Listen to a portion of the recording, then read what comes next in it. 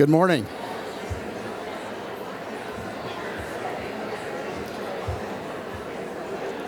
Good morning, everyone. If I could have your attention. It is often said at a podium like this that this person or that person needs no introduction. Well, I am not one of them. My name is John Hybush, and I'm the new executive director of the Ronald Reagan Presidential Foundation.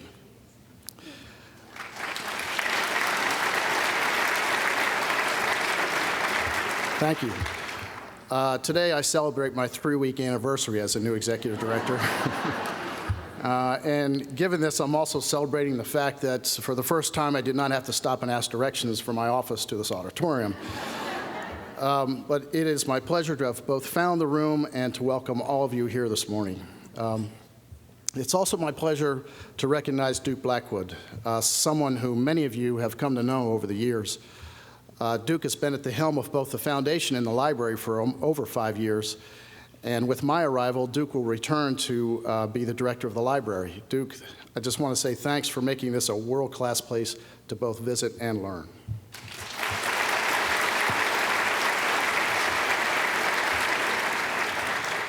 Before I introduce our special guest this morning, I'd like to ask each of you to please remember to turn off your cell phones. And once Mrs. Reagan and her guests arrive, I ask that you remain standing for the Pledge of Allegiance. Ladies and gentlemen, it is my distinct honor to introduce former First Lady of the United States, Nancy Reagan, escorted by Reagan Foundation trustee, Mr. Terry Lanny, and Mrs. Cokie Roberts.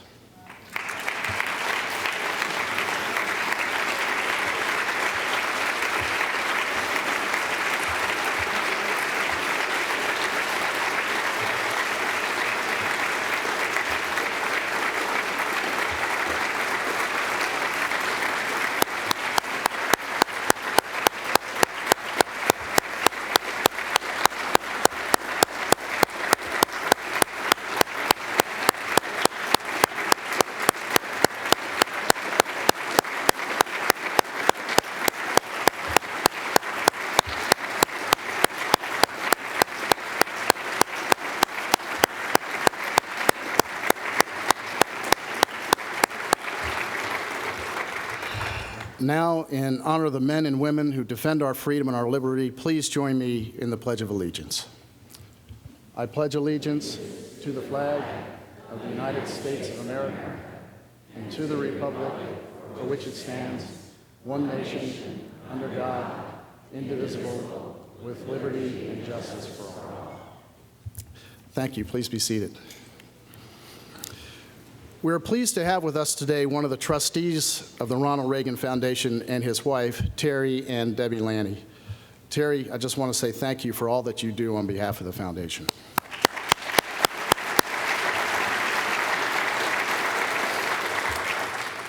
We are also pleased to have with us an outstanding member of Congress who represents the library here in Simi Valley, as well as many of you. Congressman Gallagher is always there for us and recently passed legislation in the House that designates the year 2011 as the centennial of Ronald Reagan. Please welcome Congressman Elton Gallagher and his wife, Janice.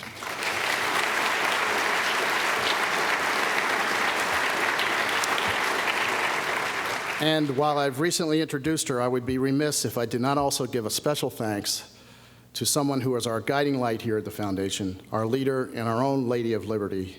Ladies and gentlemen, please recognize Mrs. Ronald Reagan.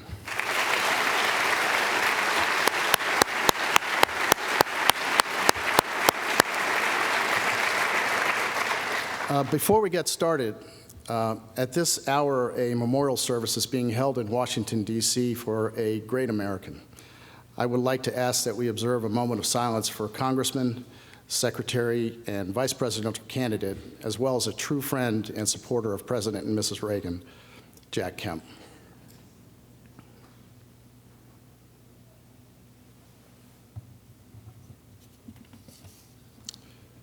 Thank you.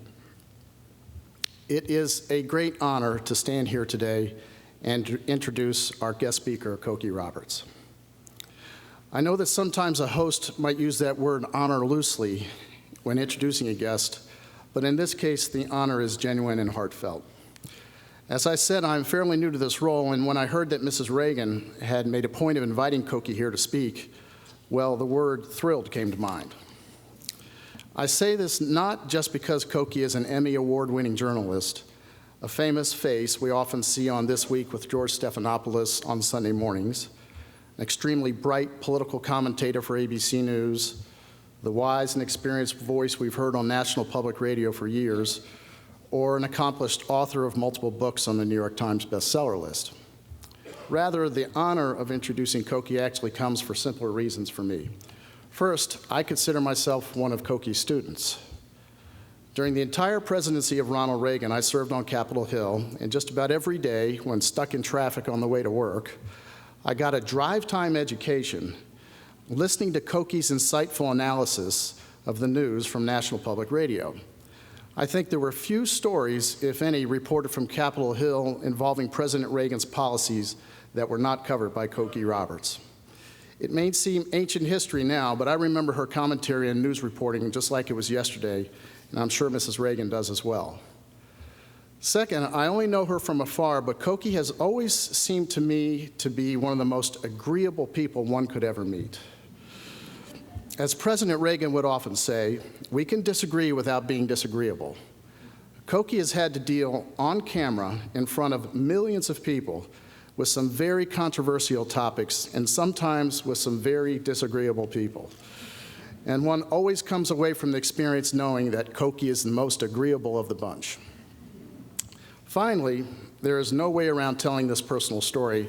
I have waited for years for this moment. When I was single, and there was for some cosmic reason a 1,000,000 to 1 chance that a smart and beautiful woman would ever be seated next to me on a long airline flight, it actually happened to me once.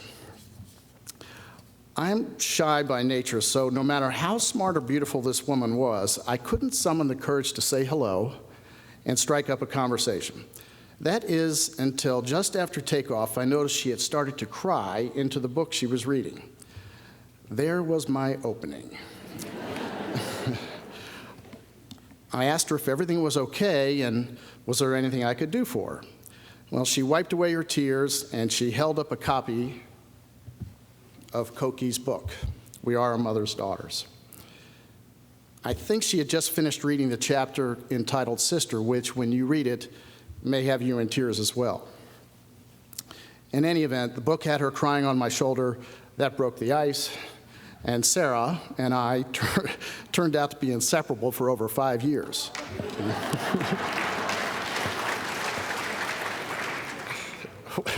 While we didn't make it to the altar, we are close friends to this day. And for that, Cokie, thank you. Cokie, in the past, we have had your colleagues Sam Donaldson and George Will here to speak to us. Now that you've arrived, we've had the whole gang. Well, we hope you come and visit more often, and we look forward to hearing from you today. Ladies and gentlemen, it is indeed an honor, Mrs. Cokie Roberts.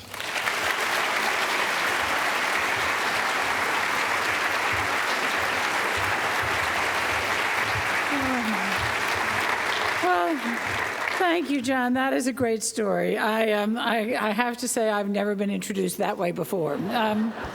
And what a treat to be here. And Mrs. Reagan, thank you so much for coming and for asking me to come. I know it's a particularly hard day. Mrs. Reagan has lost one of her dearest friends, Mary Jane Wick, and so for you to come, I'm very, very grateful. And Jack Kemp was a good friend of all of ours.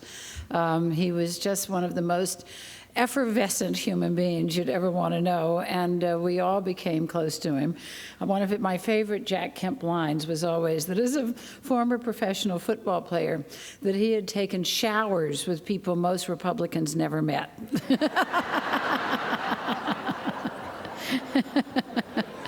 And I have had a little bit of a chance to go around the library this morning, which has been a wonderful experience. First of all, it's jammed with kids, which is terrific. But secondly, I serve on the board of the National Archives. And the presidential libraries are in this funny bifurcated situation where they are partly run by the National Archives and Records Administration and partially run by private foundations.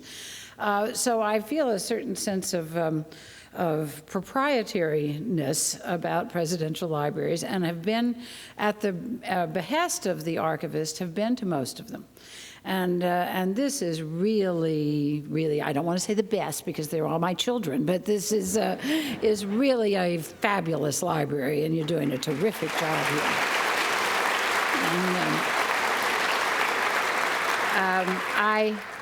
And, did the fun stuff, but I also did go on the website and discover all of the great outreach programs, because not everybody can come to the library. So the outreach programs in terms of free curriculum education, courses for the kids, free teacher workshops, which are terribly important, and then the leadership skills that kids do learn when they come here, and the role playing. There's even a press room, so they learn how to be rude, and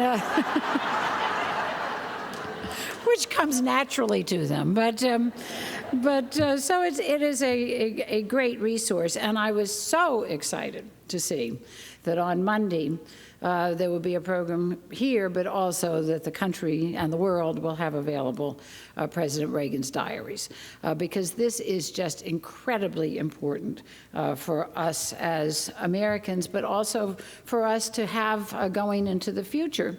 And that's what I really want to talk to you a little bit about today, is what I have learned from the diaries and the letters of the past, because I see how incredibly important they are and how sometimes wonderfully humorous they are. Mrs. Reagan is one of my inspirations for writing about the women of the founding period, because I saw, when I was growing up in Washington in the 1940s and 50s, and then when I started covering Washington in the 1970s, I saw the incredible influence of political wives. I grew up with my mother, and my father was elected to Congress before I was born. And his name was Hale Boggs, and he was lost in a plane crash when I was grown up. It was in 1972, and my mother, Lindy Boggs, then ran for the seat and served for 9 terms, including throughout the Reagan administration. And she used to always say, Mrs. Reagan, when she went into a meeting at the White House, that the president would say, Lindy, sit right here next to me, and then say, she'll let me have the jelly beans. But I saw what political women did. Political wives, and then, and then women. I covered women in office and women as voters, but I saw the tremendous influence of the women of my mother's ilk, she and her cronies. I always talked about her cronies, like Lady Bird Johnson and Betty Ford, who really ran everything. And they ran the political conventions, they ran the voter registration drives, they ran their husbands' campaigns, of course they ran us kids, and they ran the city of Washington, along with the African American women who were there. They ran all the social service agencies.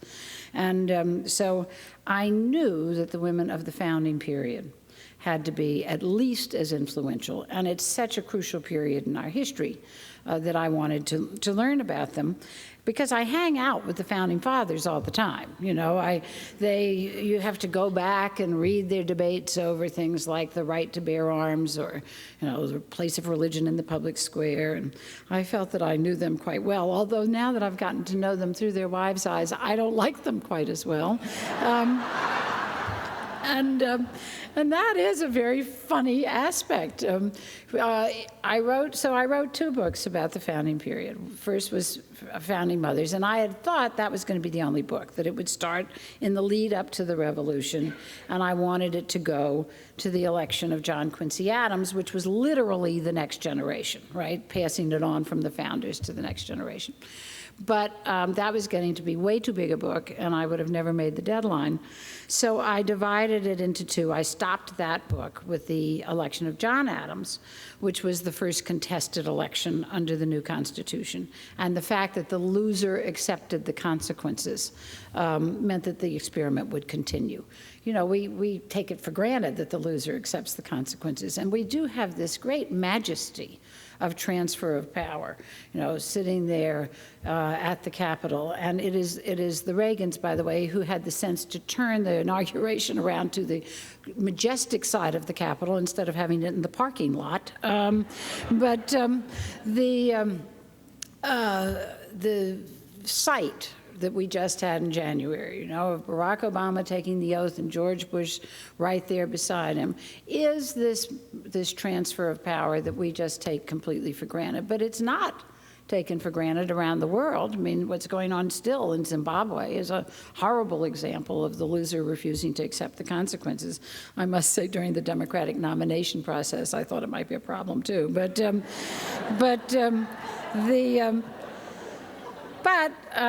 So I stopped the book there. And so the Ladies of Liberty, which is the book I want to talk to you about today, goes from Adams to Adams. Judy, you have a seat right here. It says Mrs. Stephen McDonald on it. This is my dear friend Judy McDonald, who has grandchildren in common with me. Her wonderful, wonderful daughter is married to my son Lee, and we have three. We each have other spectacular grandchildren too, but we have three in common, and they are quite wonderful children. Thank you for coming up, Judy. But at any rate, I then did this book from Adams to Adams. And the great thing about being able to do two books was when the first one came out, I had had so much trouble with the diaries, with the letters, with finding all of these things written by women, that it was detective work. And once that book came out, the people who were the custodians of those things, the historical societies, the libraries, the universities, understood what I was doing and were much more helpful the second time around. The first time they thought, mere journalist, what does she know? And in fact, I had all of these hysterical conversations where, there was a cultural disconnection between me, a daily journalist, and a curator in an historical society, because, I'd say, you have the papers of so-and-so. Do you have his wife's papers? Well, we haven't finished his papers yet, It's been 200 years. And unfazed, it was working for them. So, but by and large, I was able to get a great many more letters and papers, most of them unpublished. And so I'm proud to be able to say that with maybe a handful of exceptions, every quotation in Ladies of Liberty is either written by a woman, to a woman, or about a woman. And not only, therefore, do we get to meet these remarkable women, but we also have a completely different picture of the men. Because we do see the founders as these bronze and marble deities, and their wives did not see them that way. And they are much more three-dimensional in their letters to women, because they were very self-aware that what they were doing was extraordinary. And so they knew that if they succeeded, that their letters and their papers would be preserved and published. And so they wrote them that way, with a great deal of sort of importance and pomposity. And their letters to the women were not like that, because they didn't expect them to be kept. And so they're much funnier and filled with their longings and their fears and their ambitions and their predicaments. To whom other than his wife would the great jurist John Marshall have written when he was off riding the circuit in Raleigh, North Carolina? He wrote and said that he had made the trip and discovered that he had no breeches. And He said, I thought I should be a sans-culotte for only one day, but then he went out and discovered that the tailors in the one-horse town of Raleigh were all occupied. So he said, I shall have to have the mortification of being without that important article of dress for the entire term. Now, what was he wearing? You know, I really can't look at any pictures of him anymore. I just find it incredibly embarrassing, you know. I can avert my gaze, but so it is another picture of the men that we have through these letters. And we also moved to Washington, D.C., of course, in this period, in 1800. And Washington, for those of us who have lived there, you know, it is a funny sort of leitmotif through the book, because it was this muddy, miserable mess, and there was nothing there. And people would arrive and say, where are we? You know, this place is horrible. And then they would get used to it, and they would write and say, you know, it's not so bad. The circus comes to town, and there's a theater, and, you know, there's some races. And then new people would arrive and say, where are we? This place is horrible. And that sort of goes on throughout. But of course, the first lady to arrive was Abigail Adams, though briefly. And she's an interesting example because she was such a stalwart and interesting person, and had been John Adams' chief political advisor for all of his political career, as well as, of course, she was alone for years at a time while he was off, first at the Continental Congress, then on diplomatic missions.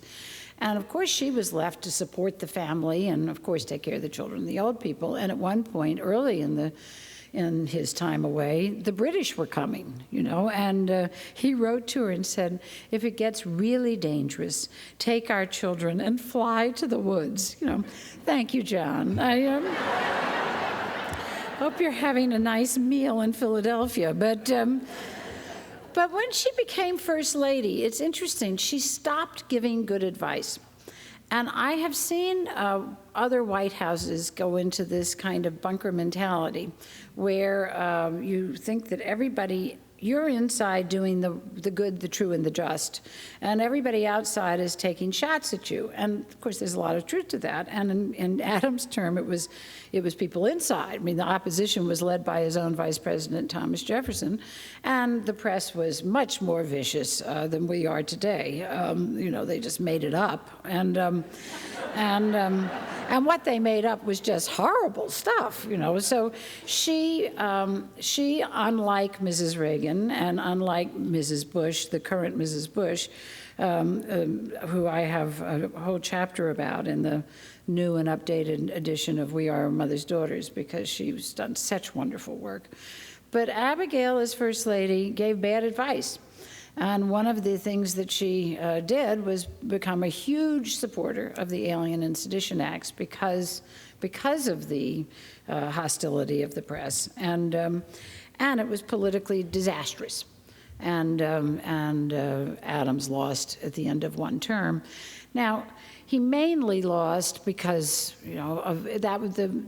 Those laws were a big reason, but the sort of final stab wound in the heart was this diatribe written by Alexander Hamilton attacking Adams, member of his own party.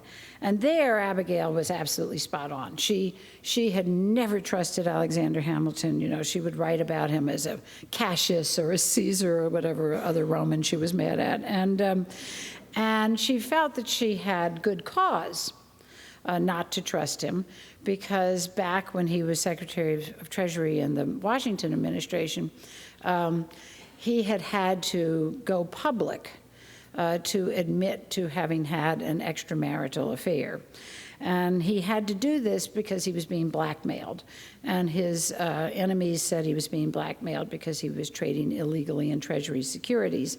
And so he had to go public to say, no, I'm being blackmailed because I had an affair with the blackmailer's wife.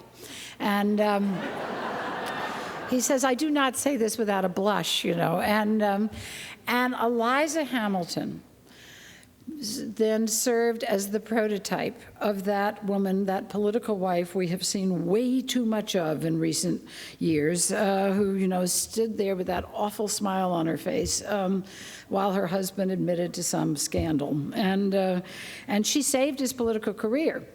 I was joking about this recently, about how all those women who stand there, like Mrs. Spitzer and Mrs. McGreevy and all of them, they're always wearing pearls. And some woman sent me a Post-it note saying, "Pearls behind swine."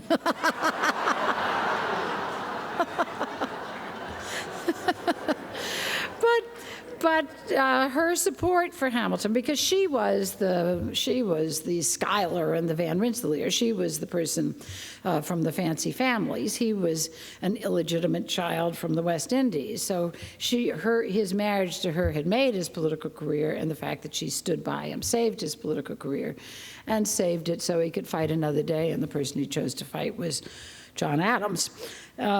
So the Adams leave. Jefferson comes in, of course, without a wife, and Dolly Madison really takes over Washington.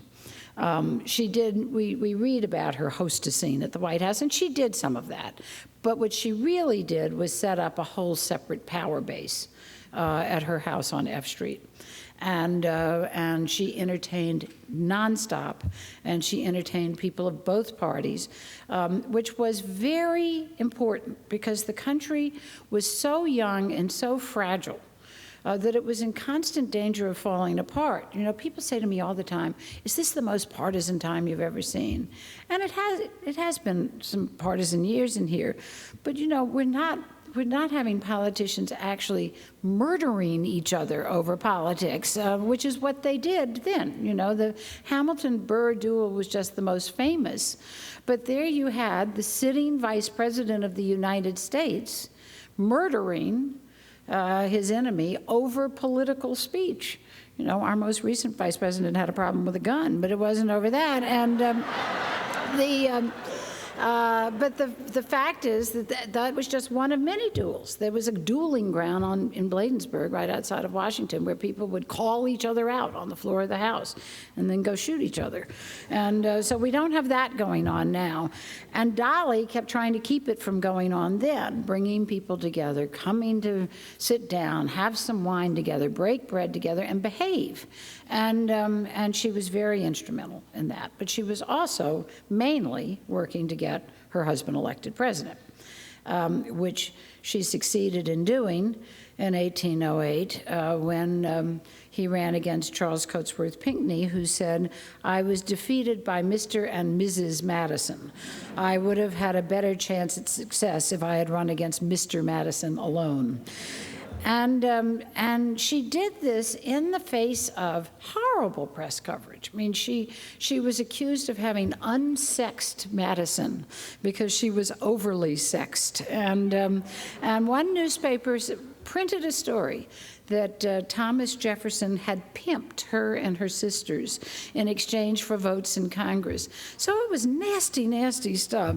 And she just kind of sailed above it, with her feathers and her turbans and all of that. And Henry Clay said to her at one point, "Everybody loves Mrs. Madison." And she said, "Well, that's because Mrs. Madison loves everybody." Now, I have read her mail. It's not true, but she gave a very good imitation of it, and she succeeded in keeping people behind her husband, which was even more difficult in his next election because there was an embargo in place that everybody hated. Jefferson and Madison had been trying to keep from going to war again, and so they tried to answer the insults to our shipping by putting an embargo on. And of course, the shippers hated it because they couldn't ship. The merchants hated it because they couldn't import. The farmers hated it because they couldn't export. And so Madison was very unpopular by the next election. And by that time, the War of 1812 had been declared. And everybody hated the war. It was Mr. Madison's war. So his own party nominated a rump candidate, DeWitt Clinton, the governor of New York. The Federalists, who were in their dying gasp, decided that their best shot at coming back to power was also to back Clinton. And he did very, very well in the popular vote. But he lost in the Electoral College the men that Dolly Madison had been whining and dining low those many months and years. And later in the century, James G. Blaine wrote, Mrs. Madison saved the administration of her husband. But for her, DeWitt Clinton would have been elected president in 1812. So it's a fairly unequivocal statement.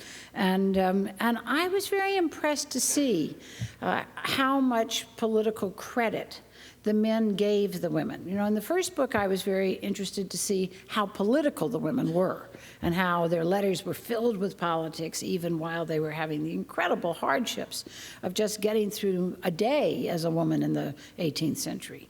You know, some disease would come through and you'd lose 2 children in a week and, you know, it'd be horrible. And, you know, before you could cook a meal, you had to kill an animal, all of that. You know, even with that, they were such patriots and so devoted to the country.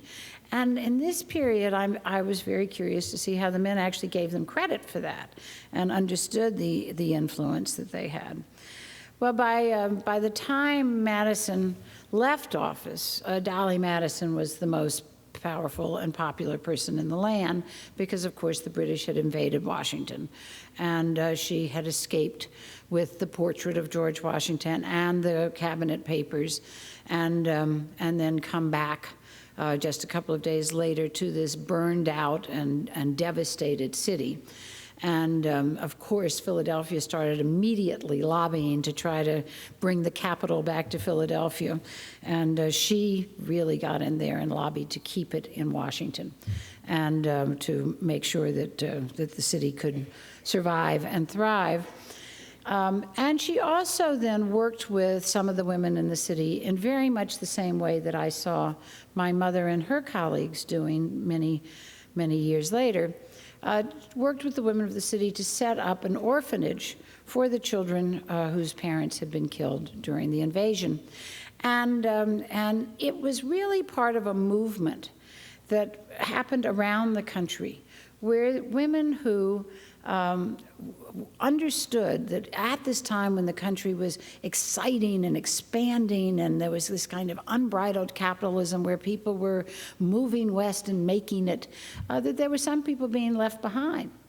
And so women started the creation of a social safety net with benevolent societies and orphanages and fuel societies and poorhouses. And to do this was really a political thing to do. Keep in mind, of course, they couldn't vote, but married women couldn't own property.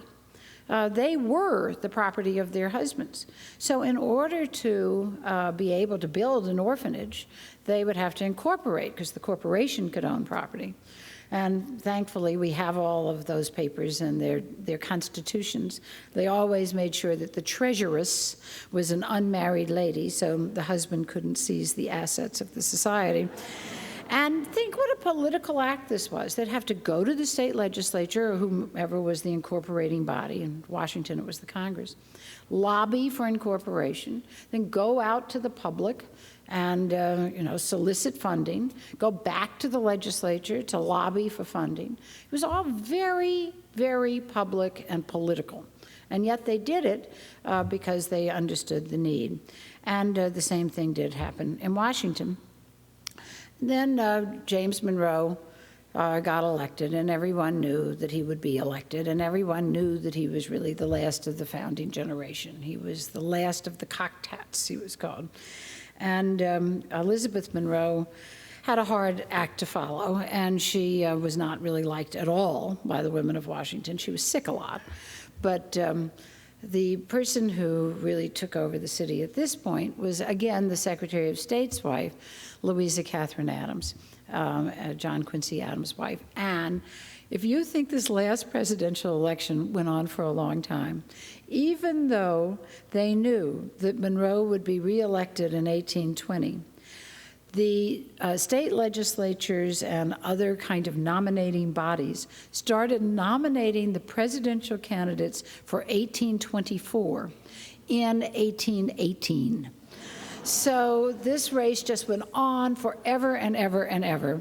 And Louisa Catherine Adams was running her husband's campaign for president. She talked about it as my campaign, my vocation. And she wrote these wonderful letters back to old John Adams. Abigail had died, and she was writing him chatty, gossipy letters to amuse him. And here's where the research becomes absolutely wonderful. So the year of the Missouri Compromise, 1820, the Congress stayed in session forever because they were working out the compromise. And they usually adjourned in March. And that year they stayed until the end of May. And it was a disaster. The city was running out of food. It was getting hot. People were getting diseases. Nobody knew what to do. Finally, they went home. And Louisa Adams went to a meeting of the trustees of the orphan asylum because the political women were expected to participate. And it was June. And she got there, and one of the women said to her that they were going to need a new building the next year. And she said, why? And she said, well, the answer was, Congress having left many females in such difficulties as to make it probable they would beg our assistance. Louisa says, what are you talking about? And the woman says, the session had been very long. The fathers of the nation had left 40 cases to be provided for by the public, and our institution was the most likely to be called upon to maintain this illicit progeny. Congress had left 40 pregnant women in Washington. And there were only like 180 members of Congress. Some of them might have been recidivist, I don't know, but I mean, it really doesn't get any better than this. And she wrote to old John Adams, she says, I recommended a petition to Congress for the next session for that great and moral body to establish a foundling institution and should certainly move that the $2 additional a day, which they have given themselves as an increase in pay, may be appropriated as a fund toward the support of that institution. Now, I was reading this letter, and I just couldn't get over it. And my pattern is to stop writing at about 6:30, go upstairs, pour myself a glass of wine, and, start getting dinner cooked. And I went upstairs with this letter and said to my husband, Steve, look at this, And I'm reading Xeroxed 18th century handwriting, by the way. And I said, just to say what I think it does. And he says, oh, yeah, I have to tell you haven't read this in any guy histories, But she was working away to get her husband elected, and she wined and dined everyone. And finally, the election of 1824 took place. And everybody, by the time it happened, everybody was in Washington. They were either in the cabinet or in the Congress. And as you probably remember, the popular vote went to Andrew Jackson, but he did not have the majority of the Electoral College. And so the election had to go to the House of Representatives. And it was Jackson, John Quincy Adams, William Crawford of Georgia, and Henry Clay. Clay drops off as the bottom man, and the top three go to the House of Representatives for a vote.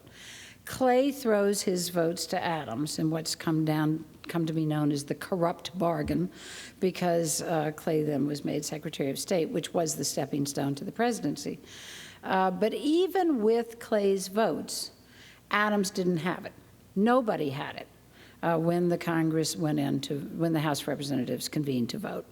And there was all this politicking going on, again, that the women are all writing about, because there was hope on the part of the Crawford forces that Adams and Jackson would deadlock, and then people would turn to Crawford as the second best choice for each of them.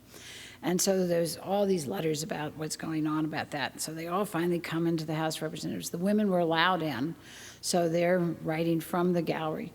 And much to everyone's surprise, Adams won on the first vote. And Stephen Van Rensselaer of New York was considered a great traitor by the Crawford forces because he had promised that he would not vote for Adams on the first vote. And by doing so, he threw the whole New York delegation, because it's one state, one vote in the House. So he threw all of New York to Adams. And when he went back to his boarding house that night, he had promised his messmates, as they were called, that he would not do that. So they wouldn't let him have dinner and all of that. It was all, very mature. And they said it was all his wife's fault, that he just did exactly what she said, and she said to vote for Adams. And that might have been the case, but I think what happened is that these members of the House just knew John Quincy Adams much better, and even though he wasn't a particularly jolly fellow, he was the safe choice to them, as opposed to the wild man out of the West. And the reason they felt that way about him was because Louisa had waged her campaign, and she had had them there day in and day out, being entertained by her and getting to know him. So John Quincy Adams takes the oath in 1825, and that really was the next generation. No matter which of those men had won, it would not have been someone who had written the Declaration or the Constitution or served as a high officer in the Revolution. It was handing it over. And Abigail Adams typically really had anticipated this day, and she knew that handing the experiment on to the children was going to be a difficult moment. And so as she left public office, she wrote a letter to her son Thomas saying, "I leave to time the unfolding of a drama. I leave to posterity to reflect upon the times past, and I leave them characters to contemplate." So these are characters to contemplate. I have loved getting to know them. I know you will too. Thank you so much for letting me share them with you. Thank you. Thank you. Thank you very much. We'll have microphones, and if you could just wait till they hand you the microphone to ask your question, that would be helpful. Is there anyone that has a question of Cokie? Okay, there's one there, one there, one here, one there. Right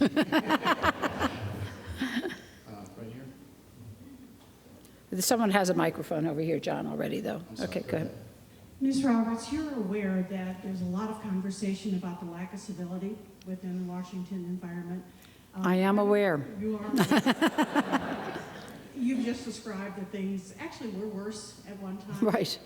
How do you anticipate this is going to be resolved, if it will? I'm not sure it will. When President Reagan died, we talked a lot about how he and Tip O'Neill used to enjoy each other's company, that even though they disagreed on politics tremendously, they had a good time together. And my last interview with President Ford, he said to me, Cokie, when I was minority leader and your father was majority leader, we used to get in a cab together and go down to the press club or something and would say, all right, what are we going to argue about? And he said it wasn't a phony argument.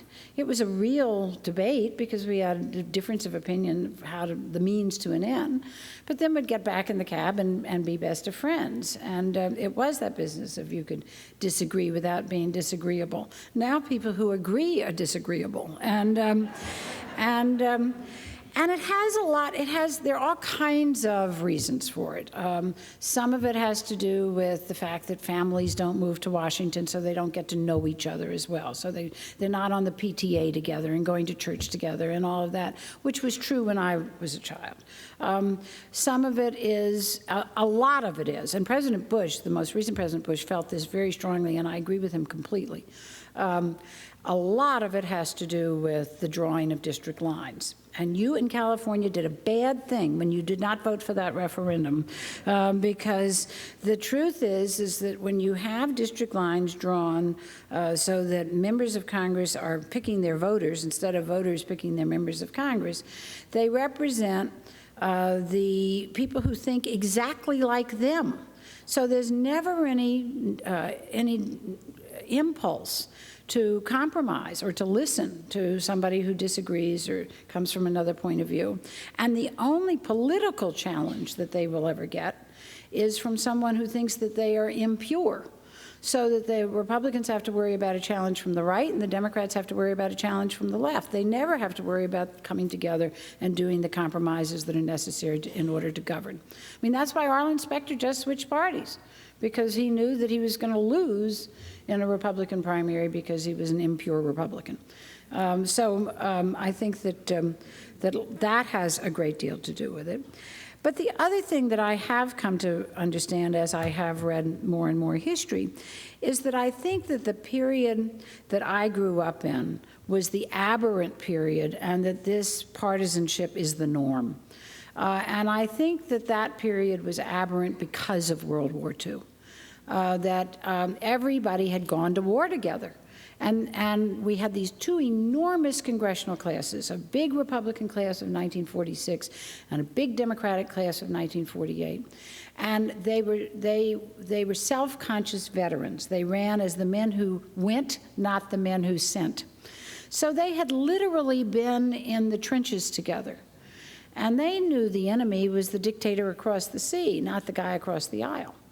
And so I think that experience made that period a more harmonious period than is normally the case in our history.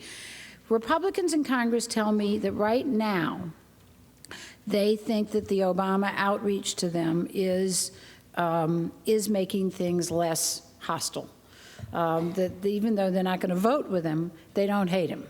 And they tell me that the poisonous atmosphere of the last 16 years, really, where the Democrats despised Bush and the Republicans despised Clinton, that feeling is not there at the moment. Now, it could be revived at the drop of a hat, and there are lots of people on the airwaves and in the blogosphere who want it to be revived. But right now, it's slightly less uncivil than it has been over the last several years. I think we have a question here. Ms. Roberts, having been raised in a political family, in your vast understanding of politics in Washington, have you ever considered running for public office? I am the only person in my original nuclear family not to run for Congress, and they didn't all win. In fact, the only person who never lost an election was my mother, and she would have really not liked to have lost an election. But I met my husband when I was 18 and he was 19, and he was always going to be a journalist. So it would have been a little bit hard on him if I had gone into politics. There have been times when I've sort of wanted to sort of get in there, but more as a mother than as a politician. You know, I don't care who started it, I'm stopping it, you know, that kind of thing.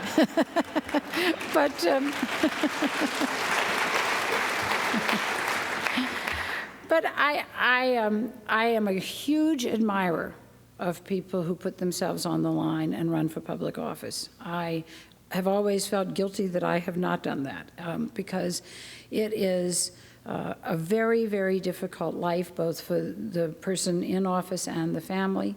Usually they are making a great deal less money than they would be in real life, and they are serving the public by their lights, and you may agree or disagree with them, but they are good public servants by and large, and so I have tremendous admiration for them, and it disturbs me greatly that they get as little respect as some of them do.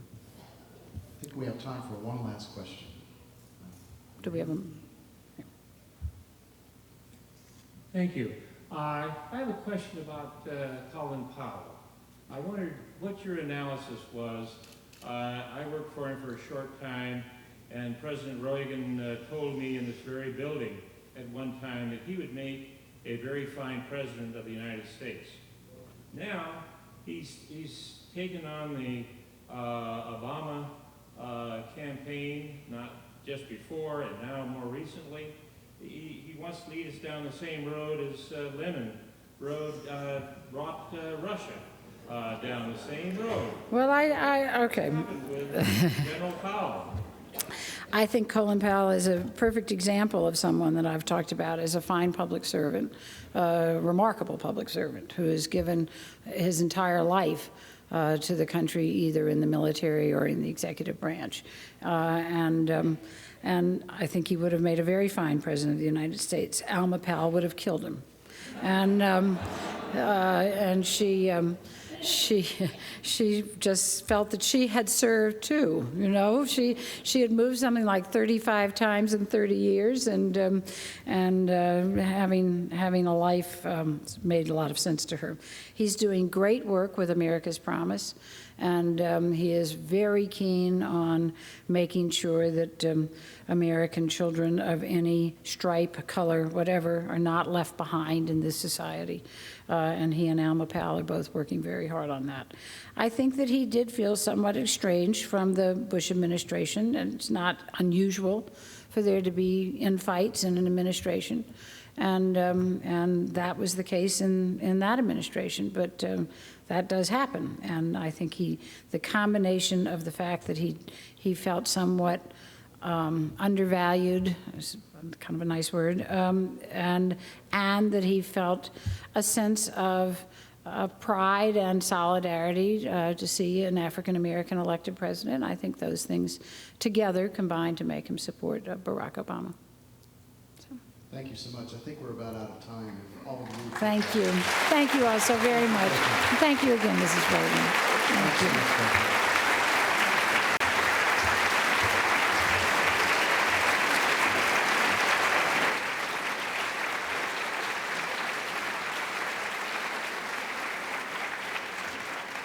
Well, thanks so much for all of you coming out today. If you could do me a favor and please just remain in your seats until Mrs. Reagan and some of her special guests have left. But thanks so much again for coming.